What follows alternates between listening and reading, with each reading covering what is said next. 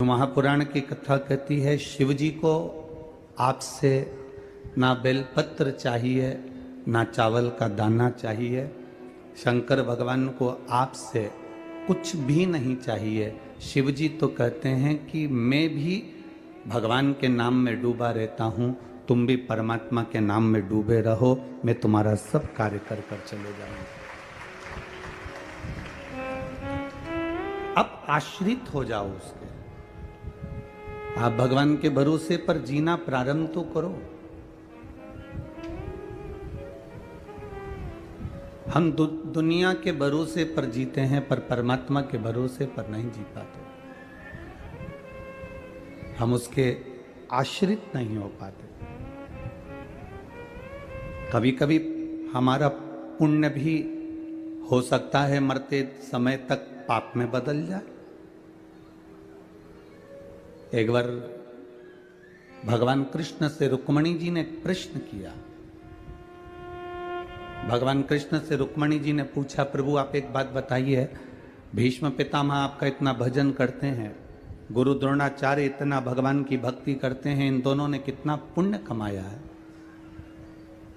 राजा कर्ण कितना दान करता है, उसने कितना पुण्य कमाया है?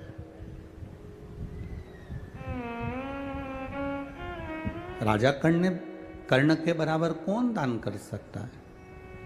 भीष्म पितामह के बराबर कौन पुण्य कर सकता है? गुरु द्रोणाचार्य के बराबर कौन सत्कर्म कर सकता है, कौन पुण्य कर सकता है? रुक्मणी जी ने पूछा, प्रभु आप एक बात बताओ कि भीष्म पितामह के बराबर कोई पुण्य नहीं कमा सकता, गुरु द्रोणाचार्य के बराबर कोई पुण्य नहीं कमा सकता, राजा कर्ण के बराबर कोई दान नहीं कर सकता, उसके बराबर कोई पुण्य नहीं कमा सकता, फिर भीष्म पितामह को मारने में, गुरु द्रोणाचार्य को मारने में और कर्ण को मारने में आपने पांडवों का साथ क्यों दिया? भीष्म पितामह ने जब इतना पुण्य कमाया था तो आपको उसके मरने में साथ नहीं देना था। गुरु द्रोणाचार्य के पास में इतना पुण्य था तो उसके मरने में आपको साथ नहीं देना था। राजा कर्ण ने जब इतना दान करा, पुण्य कमाया, तो उसके मरने में आपको साथ नहीं देना था। आपको भीष्म पितामह का साथ देना था, आपको गुरु द्रोणाचार्य का साथ देना था, आपको कर्ण का साथ देना था। फिर आपने उनके मरने का प्लान बनाया, उनके मरने का साथ दिया, ऐसा क्यों किया? क्या इन्होंने पुण्य नहीं किया था? भगवान कहते हैं, रुक्मणी भीष्म पितामह ने बहुत पुण्य करा था, गुरु द्रोणाचार्य ने बहुत पुण्य करा था, पर मरने से पहले उन्हें एक गलती कर दी। सभा में द्रौपदी का चीर खिंचा रहा था और भीष्म पितामह और गुरु द्रोणाचार्य उस सभा में बैठे थे और न्याय नहीं कर पाए, सत्य वचन नहीं कह पाए और बुरे लोगों का साथ दिया, इसलिए उनके मरने में मुझे साथ देना पड़ा।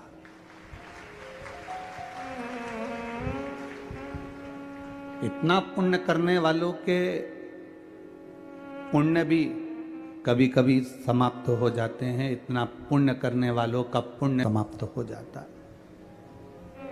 सुनो रुक्मणी, राजा कर्ण ने जिंदगी में बहुत दान करा, खूब लोगों को दान दिया, पर उसके मरने में मैंने साथ इसलिए दिया क्योंकि अभिमन्यु के जब प्राण छूट रहे थे, पास में पानी भरा हुआ एक खड्डे में पड़ा हुआ था। अभिमन्यु ने मरते मरते राजा कर्ण से कहा था कि मैं मर रहा हूं, आपने मुझे बाणों से छेदित कर दिया है, पर मुझे प्यास बहुत लग रही है, थोड़ा सा पानी तो पिला दो। मरते मरते अभिमन्यु ने राजा कर्ण के सामने हाथ पसार कर जल पीने को मांगा, पर राजा कर्ण ने एक बूंद जल नहीं दिया। इसलिए भगवान कृष्ण कहते हैं कि खड्डे में भरे हुए पानी को अभिमन्यु को राजा कर्ण नहीं पिला पाया था, इसलिए उसी खड्डे में भरे हुए पानी में उसका रथ फंसा और उसके मरने में साथ मुझे देना पड़ा, क्योंकि उसने जिंदगी में पुण्य करा हो, पर कोई मर रहा है और प्यासा मर रहा है, उसको पानी तो पिला देना था, भले वो अपने कर्म से मरता रहता। कभी कभी हमारा पुण्य भी समाप्त हो जाता है। हमारे कर्म करे हुए, हमने अच्छा कर्म करा है, हम कथा सुन रहे हैं, हमने लोगों को भोजन कराया, भंडारा करा, कोई अच्छा काम किया, सत्कर्म करा, भक्ति करी, भजन किया, कीर्तन किया, मंत्र जाप किया, स्मरण किया, पर हमारा करा हुआ पुण्य भी कभी कभी समाप्त हो जाता। हम